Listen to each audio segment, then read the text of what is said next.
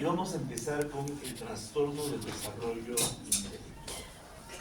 En realidad, cuando hablamos de trastorno del desarrollo intelectual, probablemente lo que ustedes han escuchado hablar o escuchado, ¿no? El término de retardo mental. Retardo mental es un término que ha estado en las clasificaciones internacionales durante mucho tiempo. El término, sin embargo, ha ido cayendo un poco en desuso. De todos modos se sigue utilizando en la práctica clínica. Decimos retardo mental leve, moderado, severo, etc. Pero el término ha ido modificándose, principalmente por el tema un poco de estigmatización. Entonces las clasificaciones internacionales actualmente utilizan trastorno del desarrollo intelectual o discapacidad intelectual. Ahora, ¿los términos pueden ir cambiando por el estigma? Sí. Si revisamos, por ejemplo, literatura de 1930, 1940, escuchamos, por ejemplo, términos de imbécil, estúpido, y son términos que se utilizaban en la literatura científica, no eran términos de insulto, peyorativos. Decíamos, niño de 7 años, imbécil. Imbécil, ¿por qué decían imbécil? Bueno, hacían alusión justamente a temas de discapacidad intelectual. Era un término que se utilizaba en aquellos tiempos. Como se dan cuenta, ahora nadie se lo quería decir a un niño que es un imbécil, ¿no? Sería pues una afrenta, un insulto.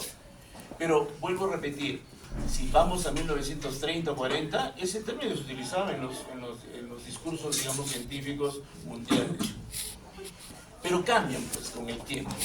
Entonces es por eso que también probablemente el retardo mental, no sé, de acá unas décadas más adelante, nadie va a atreverse a decir retardo mental. No.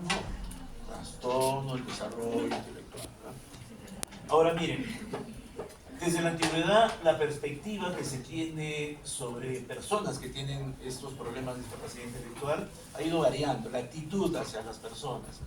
Desde la antigüedad, por supuesto, que era un marco, digamos, excluyente y hasta exterminador, porque en la antigüedad pues se identificaba, estoy hablando de civilizaciones antiguas, se identificaban a personas que de pronto tenían algún defecto en el desarrollo, y los sacrificaban, ¿no? Porque bueno, consideraban que no, digamos, no tenía mayores oportunidades de seguir viviendo de manera productiva.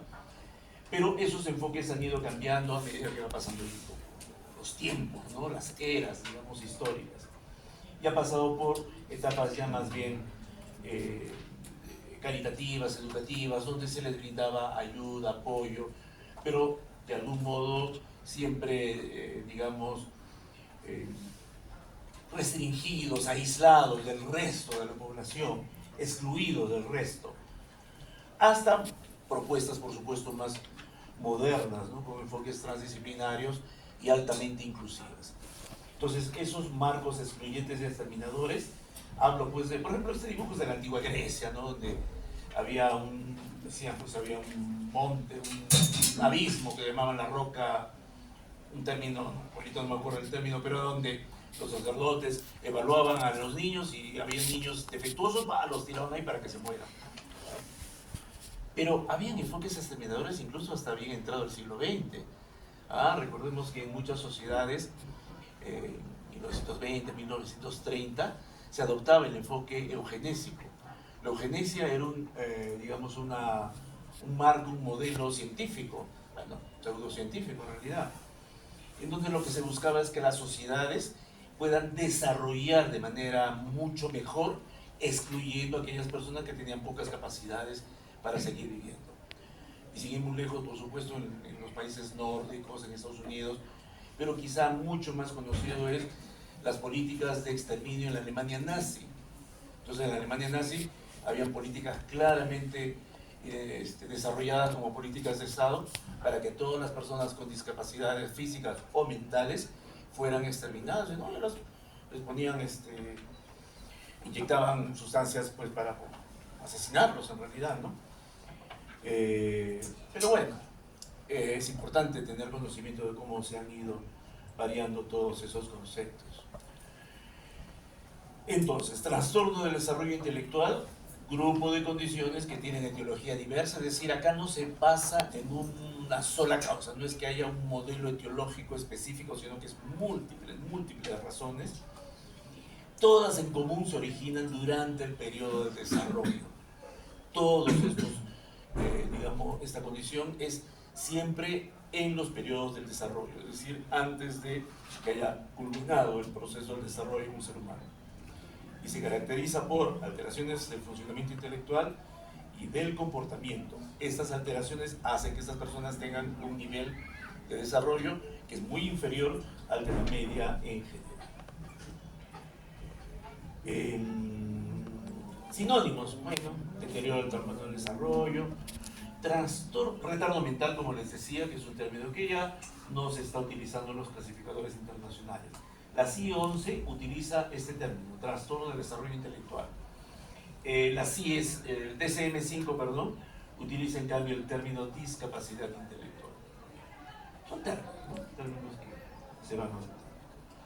En cuanto a los aspectos epidemiológicos, entre el 1 al 4% de población general, en términos promedio 1.5, más frecuente en mujeres, 3 veces más frecuente en mujeres que en varones. Y de las formas de severidad, la más frecuente es la leve, 85% casos leves. El resto, moderado, severo, profundo. Y hay que tener en cuenta que a medida que avanzan pues digamos, los modelos de atención e integración, inclusión, obviamente las expectativas de vida cada vez se están ampliando mucho más para personas con trastorno del desarrollo intelectual. Les decía que las causas son muy variadas.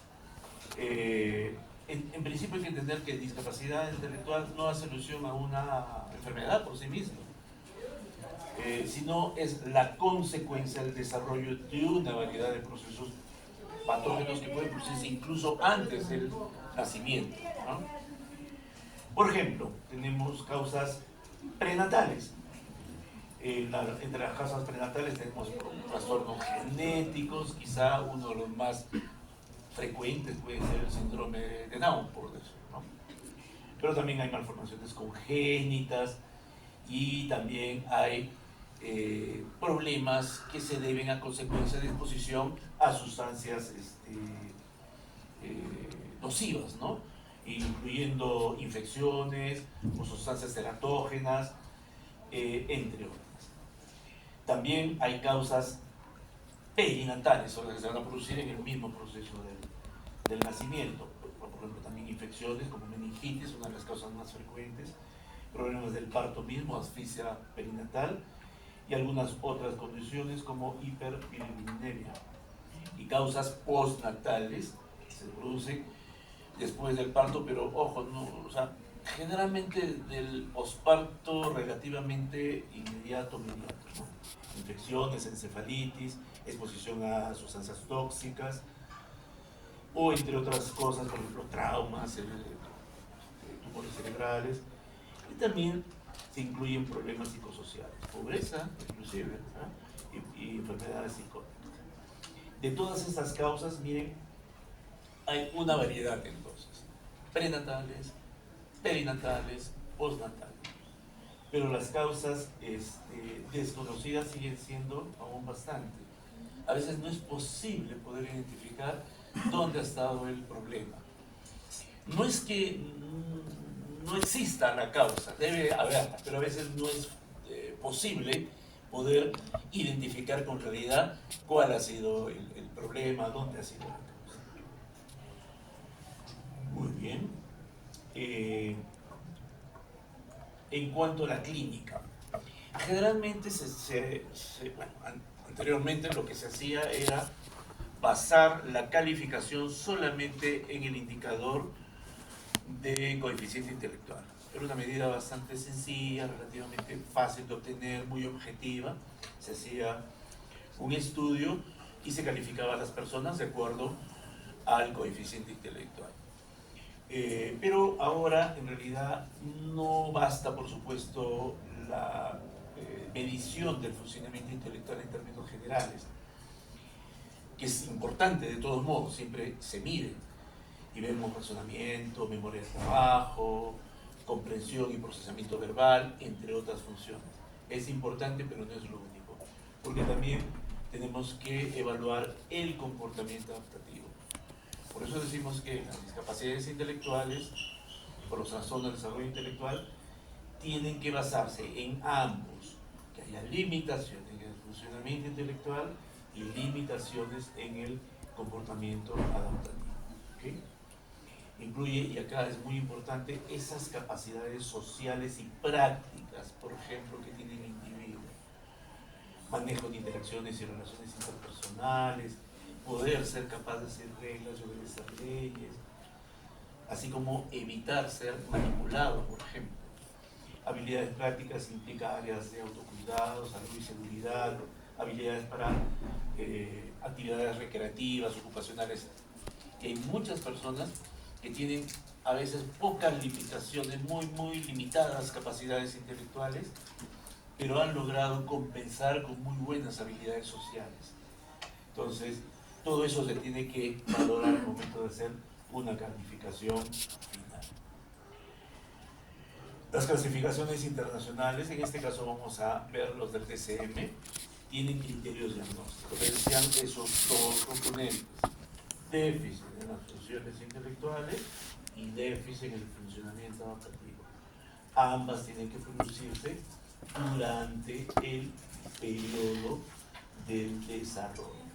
Entonces, si nosotros evaluamos a una persona que tiene limitaciones intelectuales, vamos a poner, y efectivamente confirmamos que estas se produjeron en etapas tempranas de la vida, 1 año, 5 años, 10 años, vamos a poner. Entonces, calza dentro del diagnóstico de trastorno de desarrollo intelectual. ¿Okay?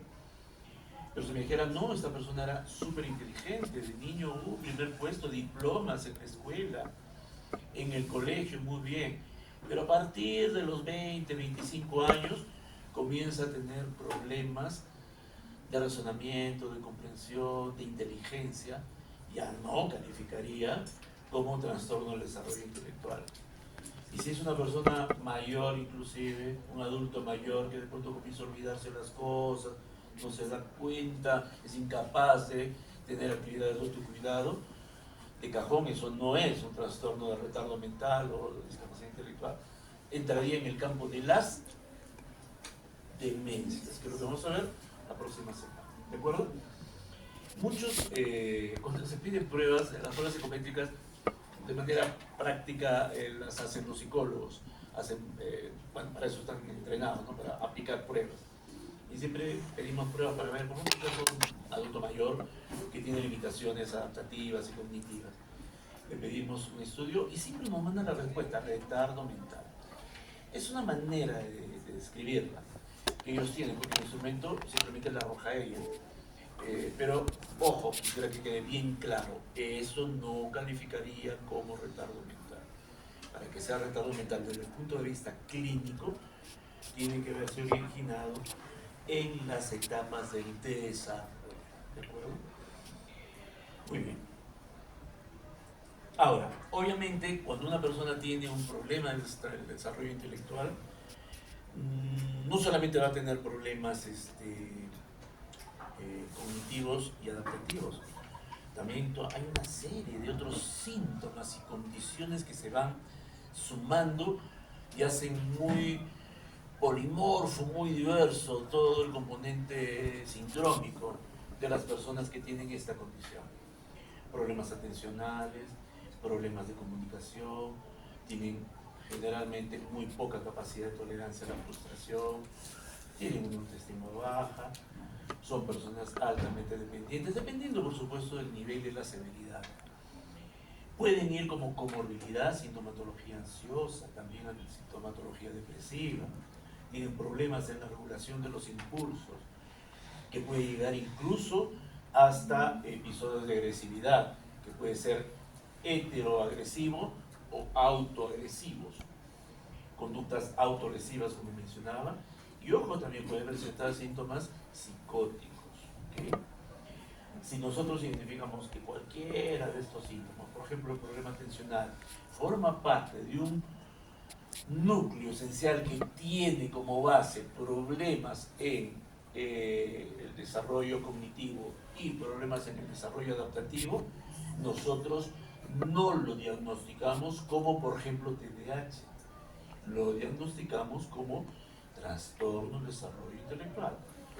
Si esa persona tiene un trastorno psicótico, pero tiene como base el déficit, las limitaciones en el funcionamiento cognitivo y en el funcionamiento adaptativo que se ha presentado en etapas de vida muy tempranas, no calificamos esto como, por ejemplo, una esquizofrenia, sino como un trastorno del desarrollo intelectual.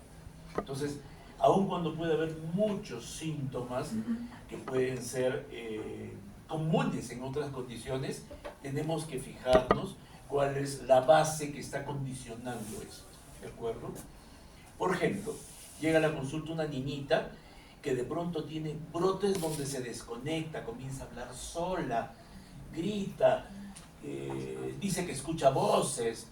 Es una niña de pronto de 17, 18 años y tiene estos problemas. Y además es muy agresiva, muy impulsiva, tiene muy poca tolerancia a la frustración. ¿Qué le ponemos? ¿Será trastorno de personalidad borderline? ¿Será esquizofrenia? Entonces tenemos que ir ahondando cómo empezó todo eso. ¿Qué pasaría si dijera, doctor, esta niña era súper tranquila, súper inteligente, y hacia los 15, 16, 17 años comienza a cambiar y decía que escuchaba voces, que las estaban siguiendo y qué sé yo? Entonces, probablemente el diagnóstico más probable sería una esquizofrenia. Pero si dijera no, desde etapas muy tempranas de su vida, es una persona de adolescencia temprana, siempre ha sido muy poco tolerante a la frustración, muy impulsiva, con grandes problemas de regulación del estado de ánimo, y esto le conlleva grandes problemas en sus relaciones interpersonales, y además, si es cierto, dice que escucha voces, que la están siguiendo, pero solamente es cuando está emocionalmente muy exaltada. Probablemente el diagnóstico sería el inicio de un trastorno de personalidad límite. Entonces, me dejo entender, para eso tenemos que hilar, pues, ver todo el panorama y no centrarnos solamente en los síntomas puntuales. Muy bien, para medir generalmente habilidad intelectual existe una serie de instrumentos cognitivos, pero digamos instrumentos específicos son los clásicos test de inteligencia como el Wechsler, también el 3 de Raven, que son probablemente los más comunes, los que utilizamos por ejemplo en mi hospital. Ahora, también tenemos medidas de comportamiento adaptativo, probablemente uno de los más comunes sea el Vineland, por ejemplo, ¿no? Funcionamiento social. Entonces, en cada uno de ellos, el evaluador, el psicometrista, me va dando la información. Entonces me dice, tiene una inteligencia, un coeficiente intelectual, vamos a poner el ejemplo de 50, y una edad social de esta persona que tiene 17 años, pero tiene una edad social de un niño de 5 años, por ejemplo. Entonces, nos van colocando esos valores para ir haciendo una adecuada valoración. ¿Qué más? La evaluación además incluiría, además de la evaluación de la capacidad intelectual y el funcionamiento adaptativo, bueno, obviamente teologías genéticas, no genéticas, por ejemplo, qué sé yo, vemos pues implantación bajita de orejitas, macroglosia, el pliegue palmar, qué sé yo, cosas que podrían orientarnos a determinados trastornos cromosómicos, ¿no? Si tenemos pues pruebas de cariotipos, cromosomas, obviamente se deberían pedir. Si hay alguna afección médica social, problemas metabólicos, y si hay posibilidad de hacer una evaluación neurológica, se puede por supuesto pedir. Y evaluación de las comorbilidades que les decía, ¿no? Además, si es que hay alguna sintomatología ansiosa, depresiva o psicótica inclusive. La severidad es en 3 niveles, por ejemplo, por acá creo que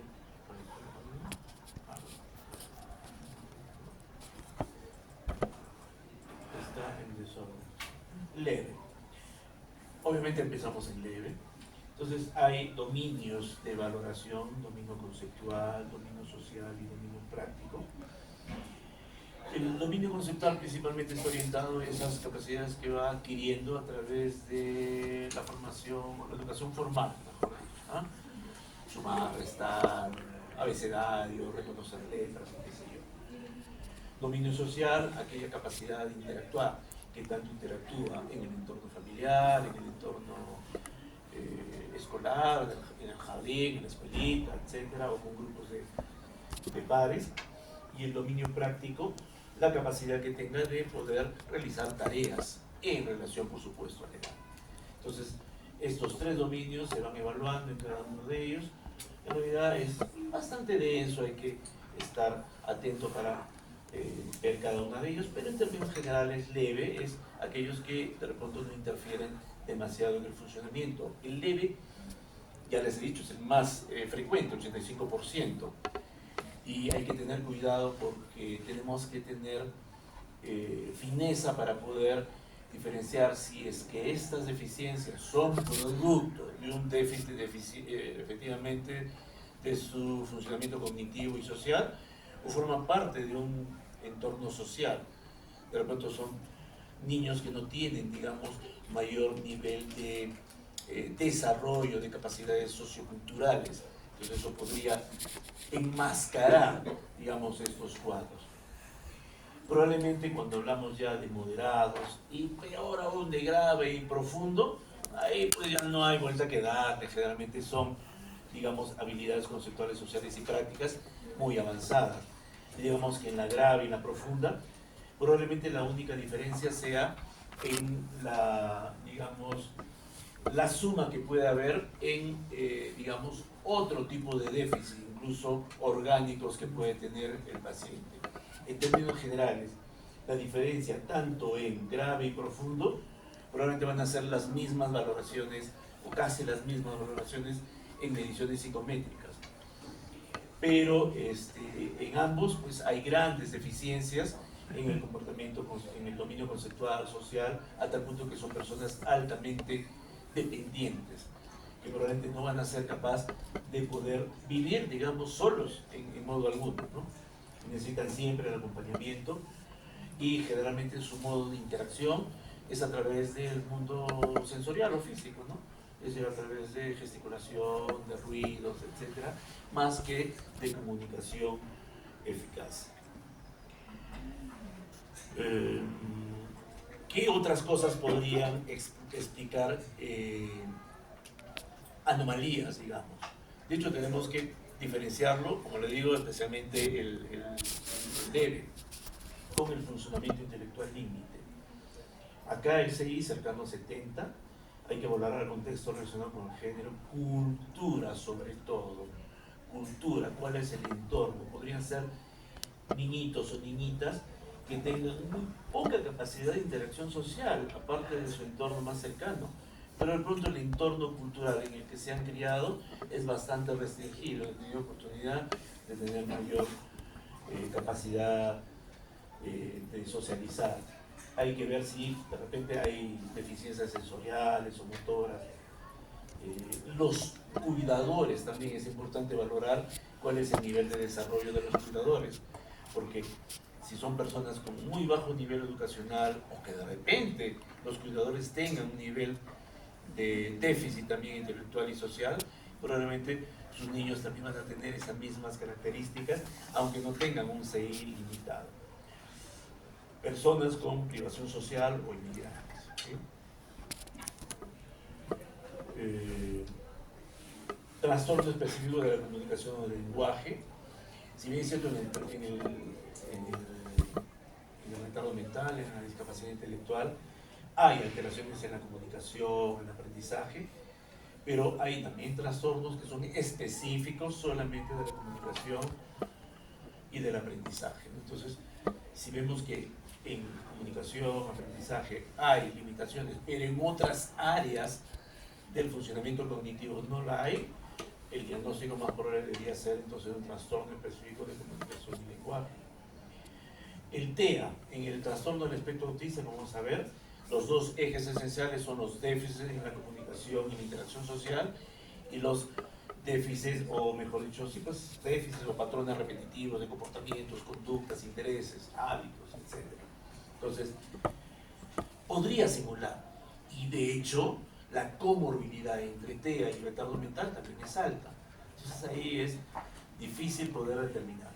Si nos damos en la evaluación cuenta de que el déficit es global, no solo es en la comunicación ni en la interacción social, sino en la abstracción, en la memoria, en la concentración, en la percepción, otras funciones mentales, el diagnóstico más probable sería trastorno de desarrollo intelectual.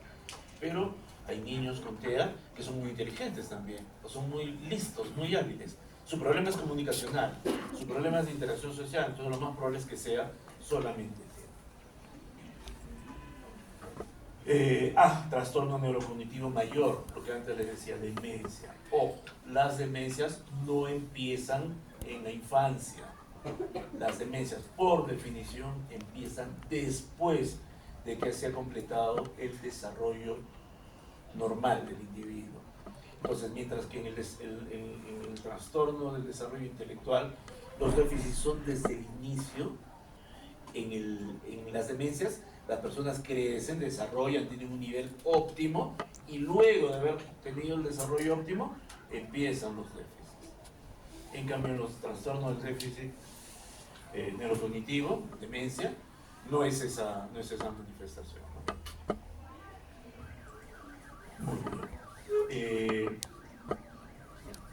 Intervenciones psicosociales en el caso de los niños con trastorno del desarrollo intelectual. El objetivo es que los niños recuperen su nivel de funcionamiento intelectual y que recuperen su coeficiente intelectual. ¿Verdad o falso? De repente le doy gamalate o le doy, no sé, un extracto de cerebro, y los chicos van a, de lo que están así con déficit, van a hacerse inteligentes otra vez. Esos no son los objetivos en el tratamiento, porque estas condiciones son permanentes e irreversibles. Pero lo que sí podemos hacer es intervenciones para desarrollar el máximo del potencial. De hecho, una de las formas de poder desarrollar el máximo del potencial en las personas es, por supuesto, hacer identificaciones precoces. Si de pronto viene la consulta, que es como lo que suele pasar en países como el nuestro, como el Perú, vienen pues pacientes de 30, 40 años, ¿no? Lo trae la mamá, que ya tiene 80, diciendo, ah, mijito, ahí se ha puesto bien irritable, doctor, me ha querido pegar, y por eso lo trae. ¿Y desde cuándo se ha puesto así? Ay, hace poco, era cosa de un mes, pasó un problema, falleció mi esposo, o sea, su papá, y él era bien pegado a él, y a partir de entonces ha cambiado su estado de ánimo. ¿Y antes era sano? Sí. ¿Y a qué se dedica por la vida? No puede decir, no estudia, no hace nada, entonces no era sano. Y resulta que en la historia nos dicen, no, él desde chiquito nunca pudo ir a la escuela, lo jalaba, jugaba siempre con niños menores que él, etc., ¿no? ¿Alguna vez ha ido a buscar ayuda? ¿Le han asesorado cómo mejorar esa condición? No, papacito, nunca. Entonces son historias de larga evolución que nunca han tenido oportunidad de recibir entrenamiento en habilidades, ni cognitivas ni sociales. Por lo tanto, el nivel de deterioro de las personas puede ser bastante importante. En las intervenciones, lo que se busca es que los equipos multidisciplinarios intervengan, por supuesto, los especialistas, neurología, psiquiatría, pediatría, etc. Pero también es un rol importante de enfermería. ¿Quién hace el control de crecimiento y desarrollo en los establecimientos de primer nivel? Enfermera, ¿no? Y generalmente ahí es donde rápidamente se identifica. Hay enfermeras muy expertas, muy competentes. Al toque se dan cuenta que ese niño no está bien, no está desarrollando como debe ser. Entonces es digamos, un recurso muy importante para poder hacer estas identificaciones tempranas. Terapias conductuales para manejo de problemas en la conducta, adecuación de ambientes sociofamiliares y apoyo y asesoramiento continuo a la familia. ¿Qué más? Intervenciones farmacológicas, con frecuencia para quienes tienen un repertorio baja función cognitiva, lingüística limitada en la identificación y el manejo de problemas psiquiátricos, puede ser complejo, porque no es fácil evaluar a una persona que tenga estas limitaciones, porque la capacidad de poder recoger información va a ser limitada. Por eso tenemos que ayudarnos mucho de información colateral. Ahora, el uso de psicofármacos puede estar indicado, pero no pues para el núcleo central del problema, es decir, no a mejorar la capacidad cognitiva. Existen ciertos fármacos, lo vamos a ver la próxima semana, que se llaman potenciadores cognitivos, pero sabemos en realidad que su función es bastante limitada. Probablemente el término es demasiado soberbio para lo útil que resulta en este tipo de fármacos. Por lo tanto, los psicofármacos más bien están orientados a síntomas afectivos y conductuales. Como ya les decía, personas con este tipo de condición pueden tener grandes problemas conductuales, irritabilidad, agresividad, síntomas afectivos, ansiedad, depresión y síntomas psicóticos. Entonces, para esos síntomas podemos utilizar, y de hecho son muy útiles, los psicofármacos. Las indicaciones de respuesta son las mismas que en individuos, digamos, sin trastorno del desarrollo intelectual, pero hay que considerar el perfil de comorbilidad e interacciones farmacológicas. La administración de psicoterapias, de psicofármacos sin terapia ni adecuación de cambio de ambiente es muy poco eficaz. No sé si como ustedes hemos visto, por ejemplo, en este caso, esta chiquita Amparo que viene de un albergue, no sé si como ustedes alguna vez hemos coincidido, y es una chica que tiene una historia de vida muy terrible, muy dura. Ella está en un albergue de Minavís porque vivió en una situación de desamparo familiar, ¿no? Entonces, desde muy pequeña, ella está en el albergue, ella tiene un cuadro de discapacidad intelectual y para colmo, pues no tiene un buen soporte socioafectivo, socioemocional. Por lo tanto, esta niña tiene grandes problemas adaptativos, conductuales, tiene problemas, digamos, de conductas agresivas, a veces episodios, se frustra con facilidad ante cualquier cosita. Por ejemplo, un día le sirven una comida que a ella no le gusta, Dios mío, todo el mundo le tiene miedo porque Dios nos coja confesados. Ahora, ¿cómo va a reaccionar? Entonces, cuando damos medicación para estos problemas conductuales, tratamos de taponar, digamos, de algún modo, esas conductas que de otro modo podrían poner en riesgo su seguridad o la seguridad de otros.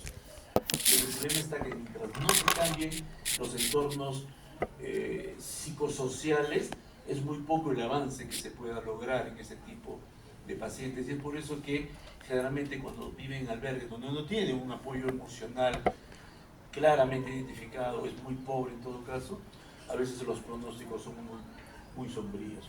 Pero por otro lado, cuando los soportes no solamente familiares, sino inclusive las políticas de Estado favorecen la inclusión, las cosas son muy distintas. En el Perú se implementaron en algún tiempo políticas para que personas con habilidades especiales, como en estos casos, puedan obtener empleos y trabajos. Yo recuerdo que en una cadena de tiendas WOM, acá no hay, pero en Lima hay, muchos de los chicos que ayudaban a cargar las bolsas, embalar los paquetes, eran niños con, por ejemplo, síndrome de Down, pues, o jovencitos con síndrome de Down. Entonces era una oportunidad de incluirlos en la vida productiva. Y por supuesto, muy beneficioso. En Europa, en lugar de ser esto la excepción, es más bien lo cotidiano. Pero se dan cuenta que es muy poco lo que se hace en ese sentido, ¿no? Entonces, los cambios ambientales en ese sentido son absolutamente importantes. Muy bien, entonces, trastorno del desarrollo intelectual, retardo mental. ¿Okay? Ahora vamos a ver algo que en realidad está muy de moda. Todo el mundo es TEA ahora. Todo el mundo. Basta que no sé, soy muy poco hablador, ya tengo autismo. Pero bueno, es importante el hecho de haber logrado sacar adelante este tema para hacerlo visible, porque Bueno, vamos a empezar un poco sobre la historia, no voy a demorar mucho en esto. En realidad, trastorno del espectro autista, los síntomas que coinciden en lo que ahora llamamos trastorno del espectro autista, existen décadas atrás. Pero probablemente en realidad, vamos a empezar acá, probablemente la manera científica como se ha ido, digamos, identificando, es a través de los estudios, entre ellos ¿dónde está mi amigo? Asperger, ¿no? Entonces, a partir de Kanner y de Asperger, estos dos personajes europeos, austriacos, comenzaron a identificar niños que tenían este tipo de problemas, y a partir de ahí es donde se comienza a visibilizar de manera científica cómo eran este tipo de comportamientos y caracterizarlos de manera ya mucho más formal. Un punto de inflexión también importante es la inclusión de este tipo de síntomas en el DSM. En aquella época, en 1980, era el DSM-3, pero por primera vez se incluyó de manera muy formal este tipo de trastorno, y en la actualidad pues ya están en los clasificadores formales tanto del DSM-5 y la CIO. Entonces, ¿qué es el trastorno del espectro autista? Es un trastorno del neurodesarrollo que se caracteriza por esos dos elementos importantes: déficit en la comunicación y en la interacción social, y intereses limitados y comportamientos repetitivos. Esos dos elementos son claramente, digamos, esenciales, el eje, digamos, sindrómico, ¿no?, de esta condición. Ahora, ¿por qué se utiliza el término de espectro? Antes no se conocía de esa manera, simplemente se decía autismo típico, autismo atípico, autismo de alto rendimiento, síndrome de Asperger, en fin, una serie de denominaciones para diferentes variantes que se decía que había en este tipo de condición. Pero ahora, en realidad, se ha cambiado ello, porque en realidad el autismo no es una sola condición que vaya desde algo que sea leve, medio moderadito, moderadón, y hasta severo, ¿no? En realidad es mucho más como si fuera una esfera en donde en cada una de aristas, digamos, pueden haber determinadas habilidades o capacidades, por ejemplo, lenguaje, habilidades motoras, percepción, sensorial, funciones ejecutivas, y evidentemente no todas las personas, no todos los niños, no todas las personas que tengan esta condición van a estar en un solo nivel de manera lineal, sino más bien que es multidimensional. Entonces, por ejemplo, podría tener muy pocas habilidades motoras, pero mejores habilidades de comunicación, en cambio funciones ejecutivas poco desarrolladas. Pero puede ser todo lo contrario en otro tipo de individuo. Entonces, hay que siempre estar evaluando qué cosa es lo que tiene de mayor relevancia, qué aspecto es lo que tiene más limitaciones, y es por eso que ya se borran todas esas, digamos, diagnósticos independientes. Por eso decimos ahora, ya no existe síndrome de Asperger. Bueno, no existe de manera formal sin duda, sino todo está dentro de este gran, digamos, trastorno que se llama trastorno del espectro autista, con esta característica, ¿no? Por eso ya no existen las demás, digamos, formas de clasificación. El DSM-5 y tanto también la CIE-11 incorporan este modelo un poquito más dimensional. En cuanto al aspecto epidemiológico, la prevalencia entre 0,6 a 1% de población general, según la Organización Mundial de la Salud, 1 de 127 niños tiene esta condición, pero la prevalencia varía en distintos estudios. Obviamente en países de ingresos bajos y medianos, la prevalencia de los estudios son un poco, digamos, a veces no se realizan, por lo tanto a veces puede ser desconocida la prevalencia ahí. No hay diferencias en esta prevalencia en grupos culturales y niveles socioeconómicos, porque hace algunos años recuerdo que se mencionaba que era más frecuente en niveles socioeconómicos altos, pero en realidad era un mito.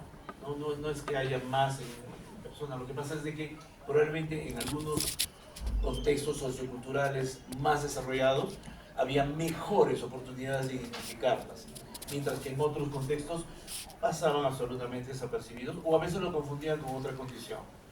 Por eso decían, ah, mira, en gente de nivel socioeconómico alto hay más, en cambio en los otros no hay. No, en los dos había, lo que pasa es que no se identificaba. Más frecuente en varones, 4 veces en varón por una mujer. Tiene probablemente tema que ver con la protección hormonal, pero aun cuando puede ser más sutil en las niñas, suelen en estas acompañarse de mayor comorbilidad, y a veces el pronóstico puede ser más intenso, más sombrío. 36 a 45% se detecta algún grado de discapacidad intelectual. Por eso le digo, hay alta comorbilidad entre retardo mental y trastorno del espectro autista, lo que hace aún más difícil el diagnóstico preciso. Afecta por igual a todas las clases sociales y en todos los países, aun cuando los estratos socioeconómicos bajos podría estar, lo que le decía hace un momento, subidentificados. Hace un año, cuando empezó la gestión de Donald Trump, surgió todo un escándalo porque decían que el autismo era un tema inventado por un lado, por otro lado decían no, que sí, que las vacunas, zafarrancho completo.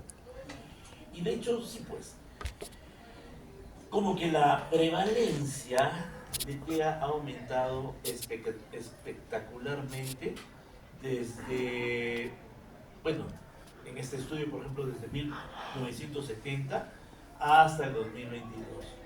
De autismo. Sí, tenemos más casos de autismo, nos hemos contagiado, vacunémonos. Lo que pasa en algunos eventos, como por ejemplo partos con ruptura prematura temprana, enfermedad hipertensiva del embarazo, tabaquismo, cesárea, parto vaginal,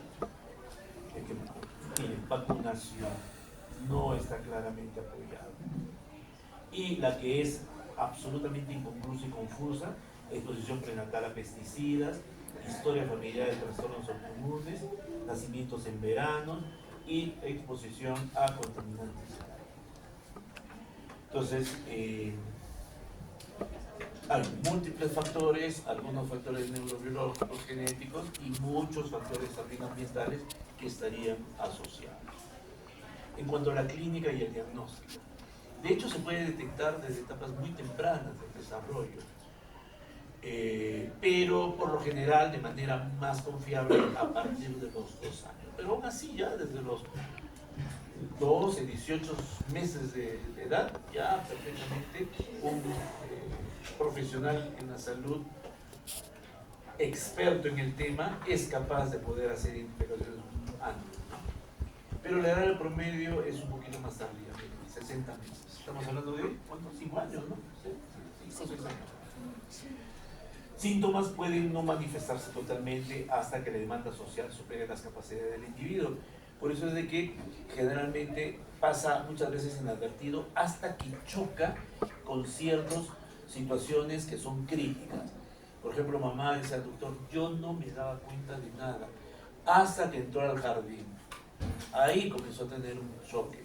¿Por qué? Porque las demandas sociales se vuelven más intensas. En casita, pues papá, mamá a su lado, nadie más le exigía nada extraordinario. Pero en un entorno en donde tiene que contactarse con pares, la exigencia social es mucho mayor. Y así puede pasar cuando pasa de primaria a secundaria, cuando pasa de la secundaria a universidad, o cuando tiene que pasar, por ejemplo, una vida laboral. Entonces ahí es donde comienzan a manifestar algunos síntomas de manera mucho más intensa.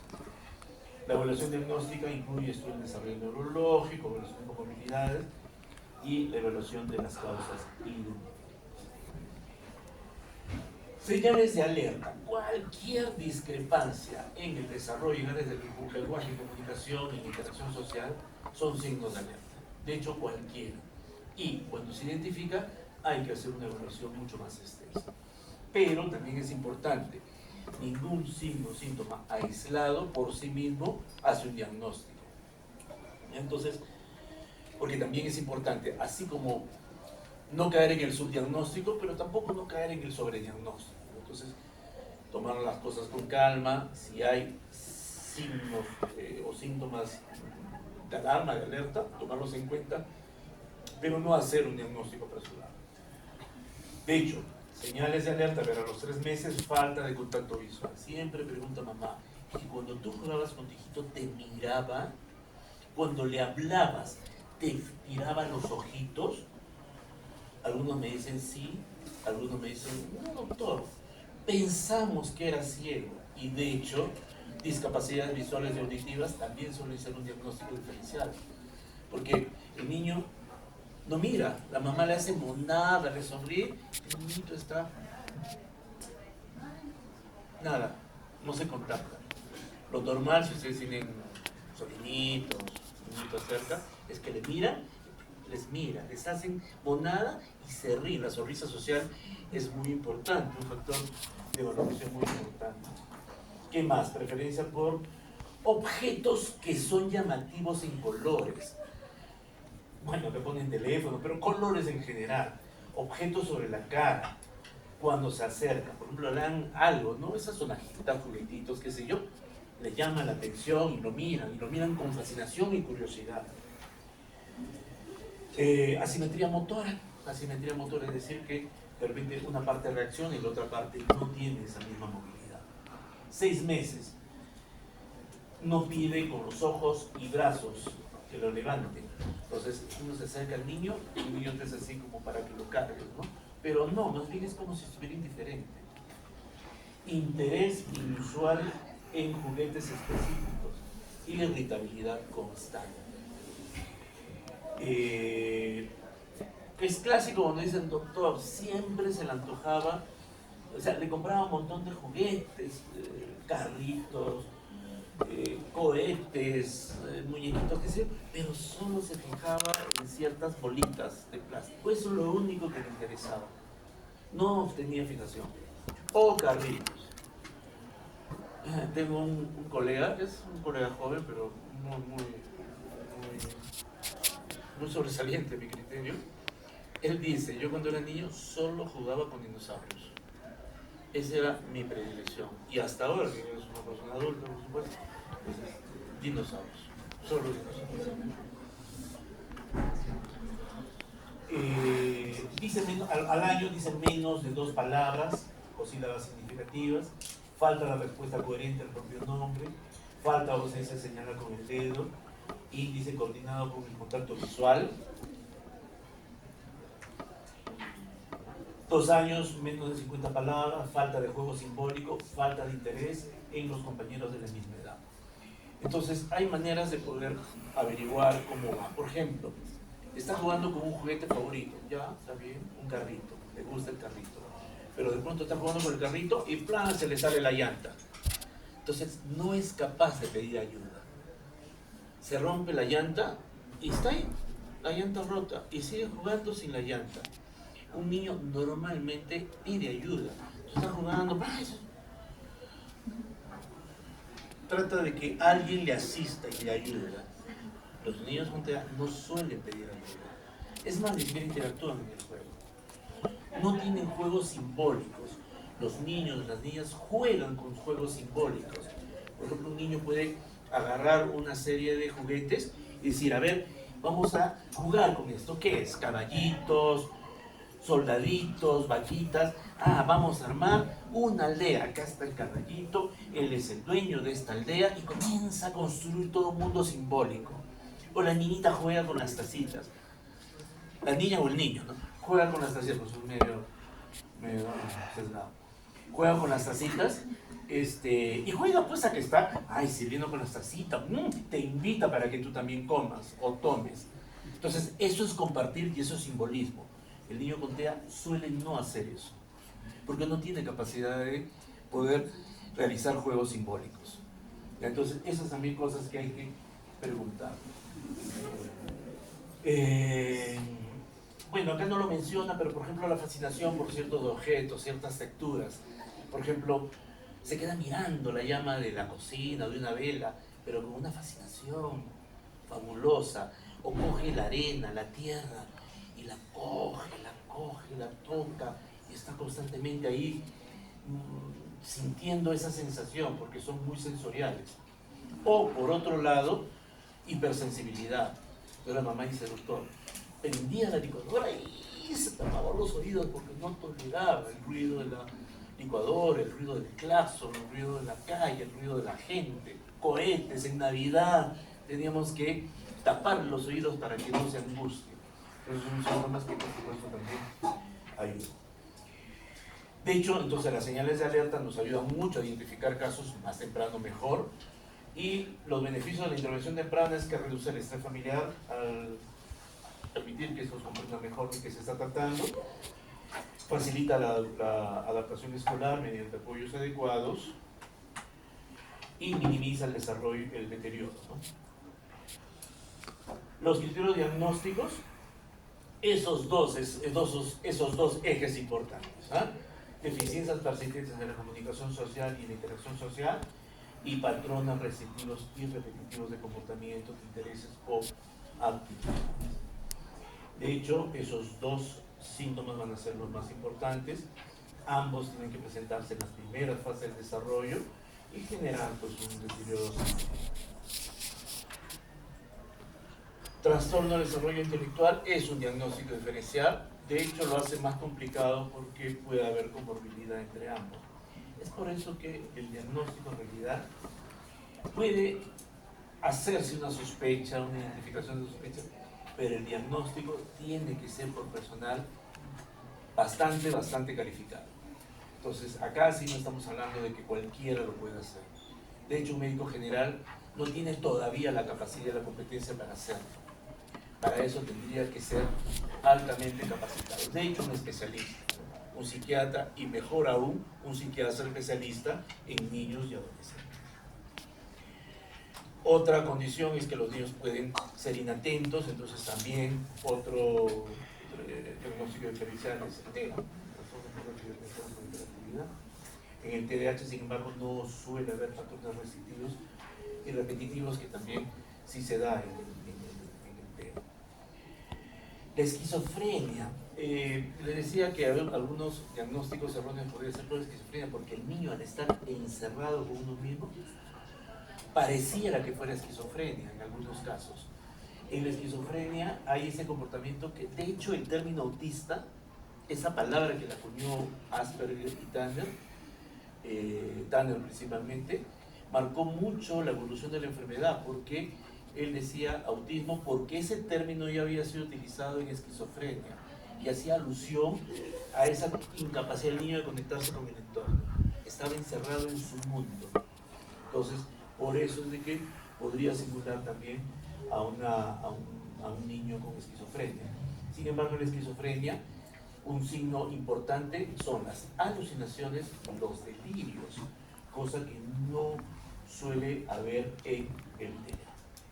Las alucinaciones y los delirios no son rasgos del trastorno del espectro autista. El nivel de gravedad, así como en el trastorno del desarrollo intelectual, va desde un grado 1, con necesidad de ayuda, hasta un grado 3, que necesita ayuda muy notable. En términos generales son el nivel de severidad, capacidad de autonomía, capacidad de adaptarse al entorno social. Pueden ser bastante comunicativos, por un lado, y flexibles, pero llega a extremos sumamente inflexibles y con muy poca comunicación. De hecho, hay niños TEA no verbales, es decir, no son capaces de comunicarse absolutamente con nada. Y pueden entrar en crisis. En niños, por ejemplo, basta que le cambien de carpeta y genera una crisis importantísima, porque esa inflexibilidad hace que no toleren esos cambios de hábitos, patrones o comportamientos. Las evaluaciones, existen varias escalas de tamizaje, probablemente la A2 es una de las más comunes. 12 meses de edad hasta la edad adulta, eso es un instrumento que se puede utilizar desde etapas bastante precoces. Algunos biomarcadores, pero en realidad poco consistentes, no concluyentes. Ninguno de estos exámenes son concluyentes. Recordemos, TEA, el diagnóstico es clínico en el momento actual. Pueden haber exámenes por ahí sugerentes, pero nada que ver con que hagan diagnósticos con exámenes auxiliares. Comorbilidades, ansiedad, fobias, Discapacidad intelectual, 33 al 45%, TEA con TDAH, también hasta 50%, y con epilepsia. Las intervenciones psicosociales, no existe un tratamiento único, igual que en el anterior, maximizar las capacidades y las habilidades en el niño, mientras más temprano, mejor. De hecho, las intervenciones conductuales son las que tienen mejor avance. Hay el método de análisis de conducta aplicado, ABA, que es una intervención estandarizada que sirve para que niños puedan mejorar sus capacidades adaptativas, y algunas actividades focalizadas en función de ciertos déficits que requieren una intervención muy rápida, ¿no? Por ejemplo, niños con autolesiones o con problemas de agresividad. No hay tratamiento farmacológico, no existe tratamiento farmacológico para estos niños. Sin embargo, se pueden utilizar algunos fármacos que han mostrado mejoras sintomáticas a corto plazo, por ejemplo, los síntomas de las autolesiones, niños que se agreden o que agreden a otros niñitos. Hay muchos estudios con la risperidona, es un antipsicótico que se suele utilizar muy bien en estos niños con TEA, pero no es el único, el aripiprazol también. ¿Qué más? Melatonina, ácido fólico. El estudio del omega 3 es uno de los, digamos, micronutrientes que está muy estudiado, pero todavía falta mayores estudios para poder ver la eficacia. Melatonina para el sueño, pero también ahí se está viendo si es que es lo suficientemente consistente los hallazgos. En cuanto a dietas, se habla mucho el tema de la dieta sin gluten, principalmente dicen no hay que darle porque esto va a ser peor. Los datos de investigación aún son limitados y no indican efecto en realidad en la población.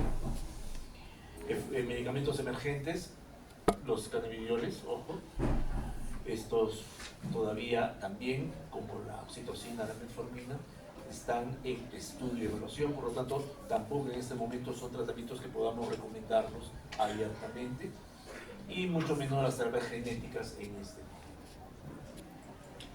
Y terminamos con el TDAH.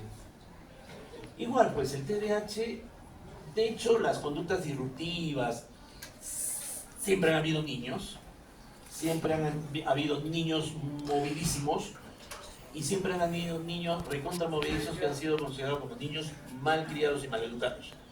Entonces, una de las primeras ejemplificaciones, este escritor, Henry, incluso ni siquiera hizo una caracterización clínica, sino literaria, Heinrich Hoffmann, en su libro El Descuidador, simplifica perfectamente las características de un niño con TDAH, pero en realidad lo catalogaba como cómo no debían comportarse los niños. O sea, niños mal educados, mal criadillos, que debían ser corregidos. Recién a partir de los estudios de George Steele, y más aún en los años 60, donde se viene ya estudiando de manera más científica. Al inicio conocido como disfunción cerebral mínima, trastorno por déficit de atención en el año 72, y a partir del DSM-3, reacción hiperkinética de la infancia, y el DSM-4, trastorno de déficit de atención con hiperactividad, que ya es el término que se viene recogiendo hasta la actualidad. El TDAH igual, trastorno del neurodesarrollo. Acá la característica es inatención, desorganización y o hiperactividad impulsiva. Origen también multifactorial, y afecta diversos campos de la vida del individuo. Es principalmente diagnosticado en niños, sin embargo puede permanecer también hasta la edad adulta, aunque con algunas características que van modificándose. Prevalencia entre el 5 a 12% en niños y adolescentes. A pesar de que aparecen en edades tempranas, es más común identificar entre los 6 y 17 años. En adultos, 2.5%, subestimado. Hay problemas de identificación, hay comorbilidades, los síntomas pueden ser obviamente distintos. Prevalencia entre hombre y mujer de 4 a 1. 70% llevará la enfermedad hasta la adolescencia, 50-60 hasta la adultez. Preescolares predominantemente hiperactivo, y en escolares generalmente combinado, tanto inatento como hiperactivo. Causas multifactoriales, de hecho factores genéticos, heredabilidad 70-80%, factores neurobiológicos, tienen que ver con algunas alteraciones estructurales y funcionales, todas ellas en realidad en el momento actual absolutamente inespecíficas. Y factores ambientales como exposición prenatal al alcohol, tabaco, pesticidas, complicaciones del embarazo y parto, complicaciones postnatales también, pero también hay factores psicosociales, violencia familiar, entorno desorganizado, depresión materna. Se han hecho estudios y todavía es un debate porque con mucha frecuencia niños con TEA viven en entornos de familias disfuncionales.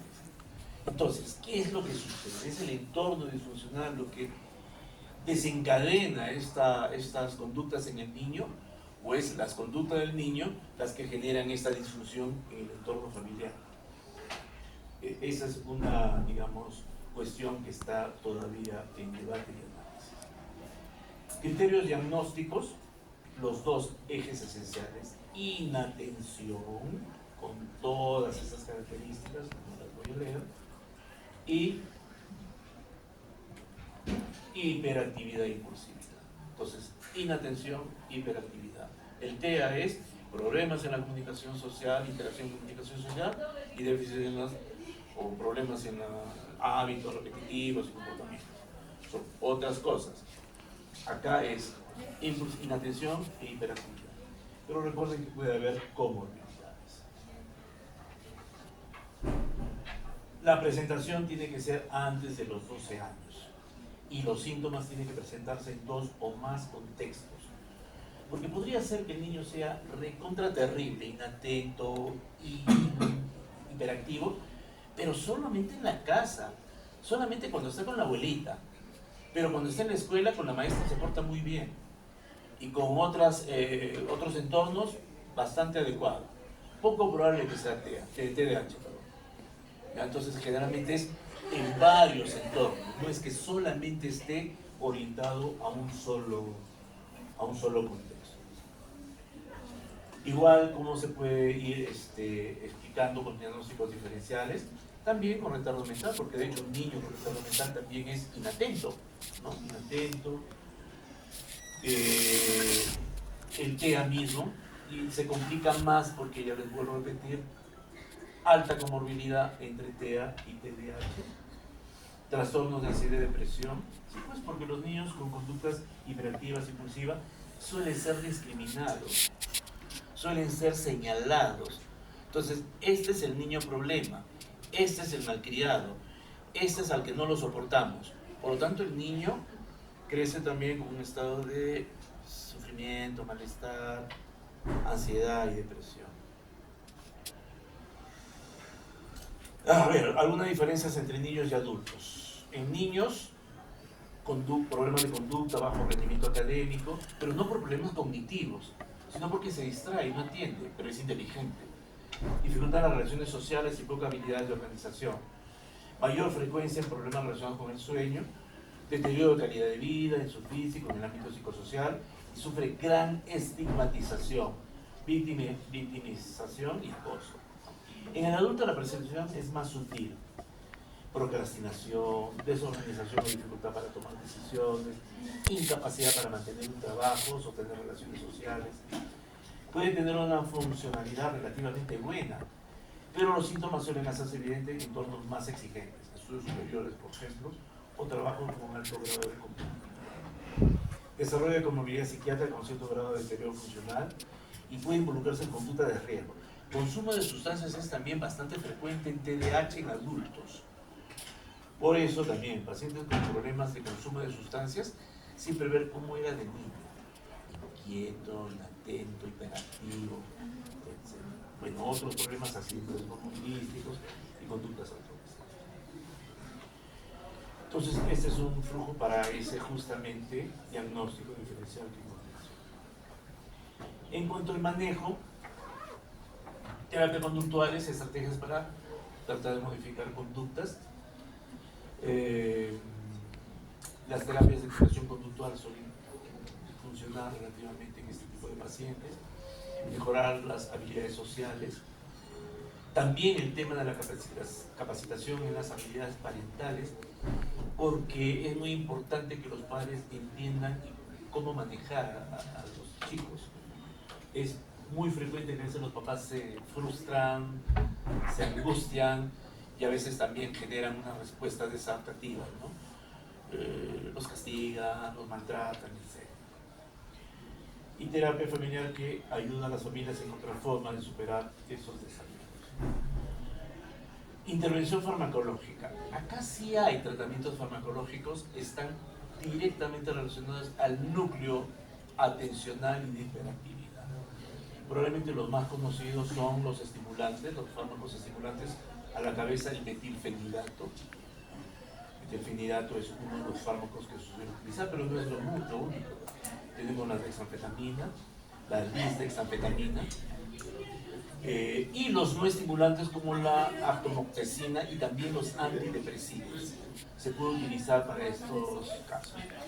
Realmente el metilfenidato tiene una acción rapidísima. En horas el paciente mejora y es absolutamente espectacular la mejora. Pero también tiene eventos colaterales, ¿no? Somnolencia, problemas gastrointestinales. La atomoxetina, en cambio, tiene un efecto de acción mucho más lento, progresivo. En todo caso, obviamente hay que valorar bien exactamente el cuadro clínico del niño para poder elegir. Algunos papás, cuando se le ofrece estimulantes, muestran miedo, preocupación, porque dicen, ¿cómo le vamos a dar eso? Se va a volver adicto. En realidad, no hay una literatura que haya demostrado que efectivamente los chicos generan dependencia a los estimulantes en este tipo de condiciones. Se consideran seguros, pero nunca da a menores de 6 años. Jamás. Nadie debe dar psicoestimulantes o ningún tipo de tratamiento farmacológico en menores de 6 años. Bueno, ya les mencioné algunos efectos colaterales y algunas contraindicaciones también. Obviamente el tratamiento farmacológico debe ser administrado por un experto en este tema. Recomendaciones a la familia: consciente de limitaciones personales, no pretender hacer cambios abismales porque eso no va a ser posible, dar instrucciones claras y precisas, ser coherentes y no contradictorios, porque eso, si hasta un niño neurotípico lo confunde, imagínense peor en esta condición.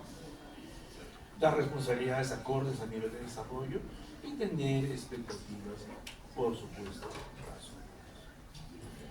Muy bien, muchachos.